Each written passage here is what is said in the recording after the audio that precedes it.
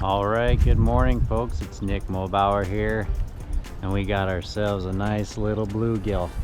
And today we're going to talk about conditions that guarantee bringing these fish shallow. So there we go, beautiful bluegill.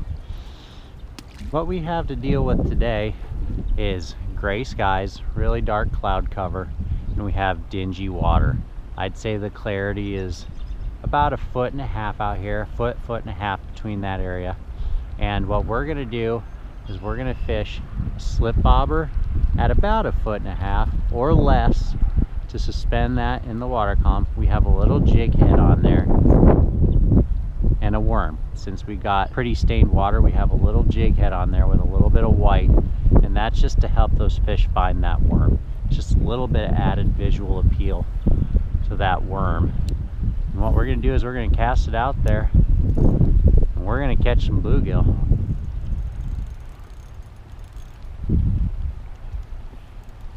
Look at that beautiful gill, guys.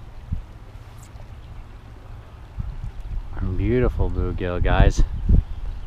So we're going to talk about some of the advantages of fishing in these conditions after we show you this fish. So there we go, guys. That is a nice bluegill, folks. Right there. Some good fillets on that gill. Let him go. When you have stained water paired with cloudy skies, it really draws those fish shallow. And what it does is it makes a lot less water column to work. So I'm only fishing in about 2 feet of water there. Out there it's probably 2 to 3 feet of water.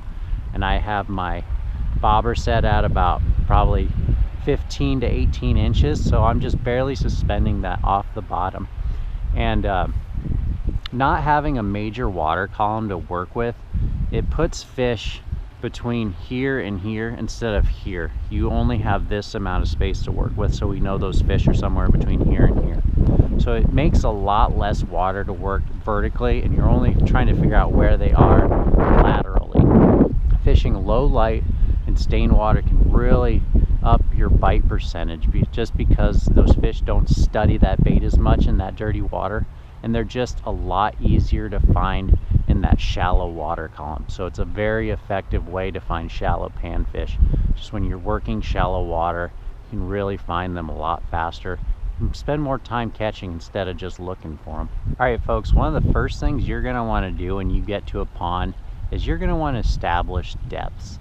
And a good way to do that is just casting some sort of weighted jig and just getting an idea of where bottom is. And just watch that line sink and try to get an idea about how deep that water is. And then you can adjust your slip bobber accordingly. If you're shallow water fishing, you don't have a lot to figure out. My worm is about halfway between the surface of the water and the bottom, because then you can find out where those fish are from there, either if they're suspended higher in the water column or lower in the water column.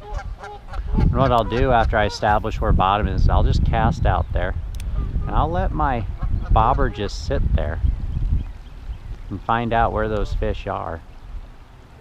And then all I have to do is work laterally. I don't have to work vertically. See, there's one right there. So we didn't even have to, that's a smaller fish, I believe, maybe not.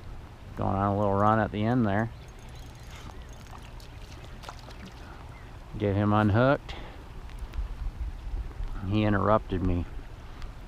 So as I was saying, once we establish where bottom is, we can figure out where those fish are at in the water column.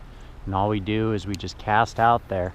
And if I don't get bit, I'll let it sit for a while. And if I don't get bit, I'll just reel it in maybe 1 foot or 2. And that action might get a bite. Or you just find a new spot and you'll try to dissect where that honey hole is. So if I don't get bit, I don't let it sit too long, which today it's not a big deal because they're biting like crazy. Another good fish. I'm going on runs.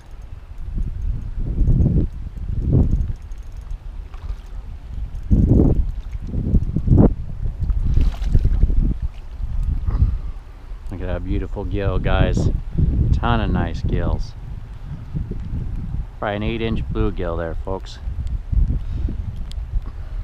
Beautiful fish. Beautiful bluegill. They keep interrupting me, but that just goes to show you how effective this is And this rain falling, it might discourage you from coming out, especially on these colder days, but that probably helps you even more, because what that does is that adds disturbances to the surface, and that even makes those fish feel more safe and just not as visible, so they'll feel like nothing is out of the ordinary or there's nothing suspicious. It'll cover up your noise. It'll cover up the noise you make, because all they hear is that pitter patter on the surface. And it makes for an amazing day of fishing, guys. It really does.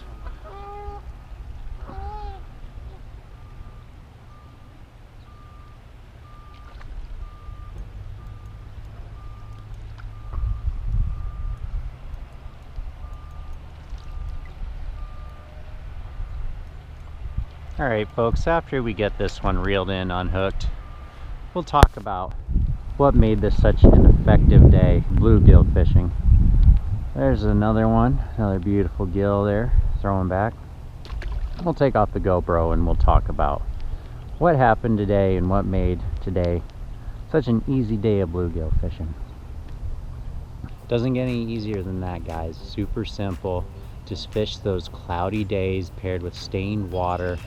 Just first thing you need to do is establish that water column, find out how deep it is, and then just work that bait and find out what depths those fish are holding to. When it's 2 feet of water, it's next to nothing to figure out. So just get out there, look for that combination, guys. Low light and stained water. It'll bring those fish shallow. The only caveat to that is water temps need to be in the mid 40s plus, I would say. Low 40s probably work too, but you really need those water temps to get into that 40-degree range before those fish really start to move shallow. That's very important to catch these fish. So anything colder than that, they're going to probably be still in their winter patterns, and they're going to be out in the deeper basins, deeper water. So low light, stained water, bluegill, shallow, worm, light tackle. Doesn't get any easier than that. Find those fish, find the depth they're at, work that 2 feet water column. It's as easy as it gets. Take care, guys. Have a good one. There's another beautiful gill, guys. Beautiful fish. Look at the colors on him. Look at the color on his cheek there. Purple, blue, orange, beautiful fish.